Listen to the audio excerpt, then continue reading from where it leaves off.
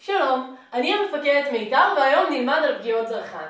זוהי פגיעה ייחודית, אשר חשוב מאוד לדעת כיצד להתמודד עימה. נפתח בכמה עובדות על זרחן. מדובר בחומר כימי שסימונו P מהמילה פוספט, ובמגע עם האור הוא גורם לכוויות כימיות קשות. בלחימה הוא מופיע במגוון צורות וכלי נשק, וחל איסור על השימוש בו על פי אמנת ג'נבה, משום שהוא דליק במגע עם האוויר. זרחן מתחלק לשני סוגים. הסוג הראשון הוא זרחן אדום. זרחן זה הוא גבישי, הוא אינו רעיל ואינו חודר לרקמות. למעשה, זהו אותו זרחן שנמצא בשעונים או בסטיקלייטים. הסוג השני הוא זרחן לבן. צבעו לבן צהבהב, הוא רעיל, דומה לשעווה וחודר רקמות. זהו הזרחן עליו נדבר בשיעור זה. הזרחן הלבן זורח בחושך, הוא דליק במגע עם האוויר, הוא פולט חום, מסיס בחומרים אורגניים כמו אור או שומן, אך איננו מסיס במים אלא מנוטרל בהם. תכונה זו היא רמז להמשך השיעור בנוגע לאופן הניטרול של השפעות הזרחן. כמו כן, הזרחן הוא חומצה היגרוסקופית, כלומר הוא סופח נוזלים.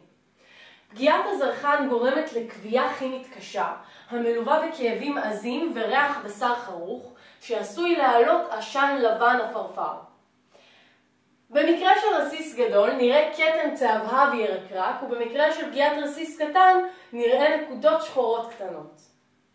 פגיעת הזרחן גוררת מספר סכנות שיש לקחת בחשבון. תחילה, בפגיעה נרחבת, הפצוע עלול להיכנס למצב של הלם היפובולמי. כפי שציינו מקודם, הזרחן הינו חומצה היגרוסקופית, כלומר הוא סופח נוזלים. בנוסף, החום שהוא פולט מגביר את התאדות הנוזלים מהכוויה, וכן הוא גורם לעלייה בחדירות כלי הדם.